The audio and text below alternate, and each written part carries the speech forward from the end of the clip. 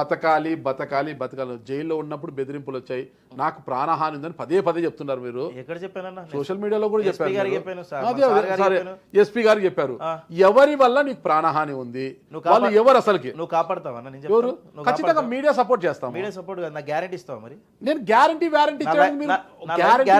నేను కంపెనీ కాదు, ఒక జర్నలిస్ట్ గా నీకు ప్రమాదం ఉన్నప్పుడు ఖచ్చితంగా నా వల్ల అయినది నేను అంటే పోలీస్ డిపార్ట్మెంట్కి చెప్పడం, సార్ పలానా అతనికి ప్రాణాపాయం ఉందంటే కొద్దిగా రక్షించండి అని చెప్పే ప్రయత్నం అయితే చేస్తామన్నమాట.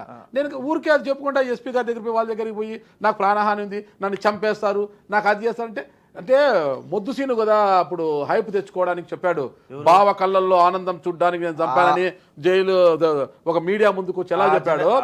మొద్దు సీను లాగా హైప్ తెచ్చుకోవడానికి సునీల్ యాదవ్ అని చెప్తాను. మొద్దు సీను మాదిరి సునీల్ యాదవ్ చెప్పుకోవాల్సిన అవసరం లేదు, ఇంకో సీను వాళ్ళ చెప్పుకోవాల్సిన అవసరం నాకు లేదు. నాకున్నది నేను చెప్పాను, ఉందో లేదనేది మీరు వెరిఫై చేయండి, మీరు మీడియా వాళ్ళకి ఇంటెలిజెన్స్ ఉంటుంది. మరి మీకు ఎవరి వల్ల ప్రాణహాని చెప్పండి. అది నాకు తెలుసు అన్న, నాకు తెలుసు. మీరు ఏం చేస్తారు అది తెలిస్తే అది బయటికి తెలుస్తుంది, వాళ్ళు నా మీద పగ పెంచుకుంటారు.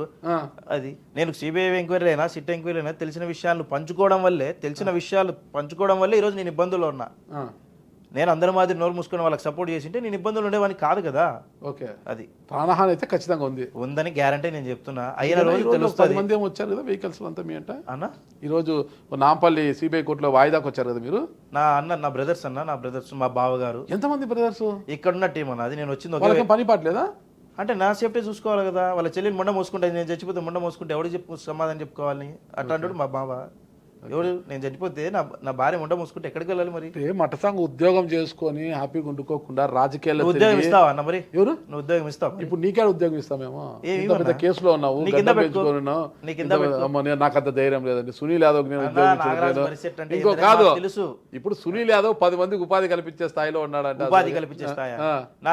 నా ఇల్లు చూస్తే నువ్వు ఏం చెప్తావు? నేను ఒకరికి ఉపాధి ఇచ్చే స్థాయిలో, నేను ఒకరి దగ్గర ఉపాధి పోయి అడుగుతున్నారు. వెహికల్స్ వేసుకొని కనుక 10 మంది వెహికల్స్ ఎక్కడ వచ్చాయన్న? ఇప్పుడు అంతా బయట అంతా ఫుల్ గుంపు అంతా చాలా వచ్చేటప్పుడు చూసి అంతా బాగా అంతే బౌన్సర్స్ ఉన్నట్టున్నారు అందరూ.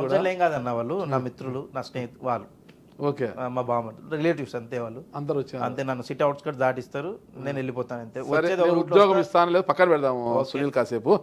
బిఎస్సీ ఎలక్ట్రానిక్స్ చేసి మంచి ఉద్యోగం తెచ్చుకొని హ్యాపీగా లావిష్గా ఉండకుండా అనవసరంగా రాజకీయాలకు వచ్చి ఈ రొచ్చులో ఇరుక్కొని సరే ఆరోపణలు ఎదుర్కొంటున్నావు.